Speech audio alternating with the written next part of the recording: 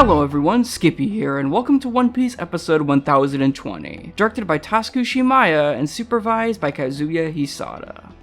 While his own directorial skills are still growing, so he can often be more hit or miss, Shimaya's board here looks fairly nice for what we're actually shown, and gives me hope that he will manage to deliver something solid amidst corrections from our supervisor Kazuya Hisada, and the promise of more filler that will help more than just the episode's pacing. So will episode 1020 follow up last week's episode by being well produced in its own right? Let's get back on the web and find out.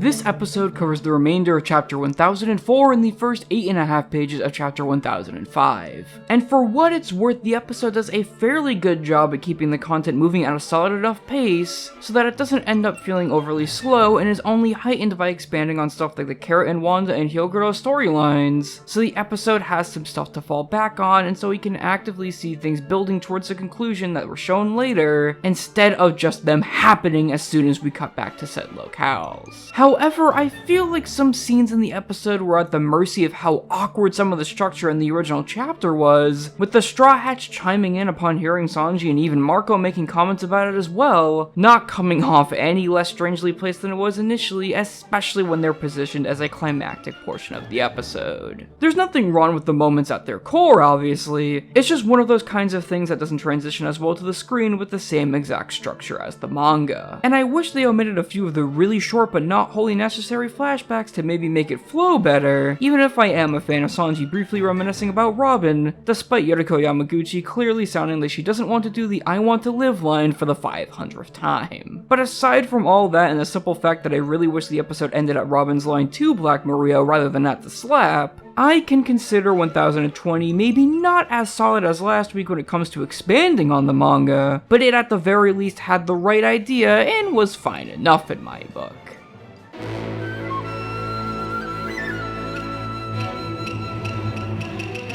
While not as inventive as I thought it would be, Shimaya is at least still showing signs of experimentation with his board here, as the episode has a lot of little cool transitions, neat depth of field, and a few bright ideas here and there that help slightly raise up what is a really simple board generally speaking, and one that is mostly helped by Kazuya Hisada's dynamic layouts when he provides his own key animation that helps some of the bigger moments look cooler than they probably would have under anyone else, even if it seems to largely cost him a point in art consistency, making him require some assistant supervision from Yuka Takamori of Studio Cosmo to tidy some things up. All around, it's definitely not on the same caliber of polish that I think last week brought to the table, and not all of it is entirely the episode's fault. But I'd say that despite the few rough patches in adaptation and visuals, that it was still a fairly solid episode that I enjoyed watching, all things considered. And it's definitely going to be interesting to see how next week's episode 1021 follows it up, because it looks like it's doing more of the same when it comes to what these past two episodes did, but in a seemingly more eye-opening way, by outright revealing Hybrid Kaido before the manga's version in a couple chapters from where it's adapting. Combine that with what looks like Shuichi Ito's polished corrections and animation from Yoichi Mitsui, and I'm interested to see who the director is and how this will all turn out for the bit of interesting deviation from the manga that it seems to be. Anyways guys, that's it for now. I'm Skippy, and you don't know how long I've waited for this.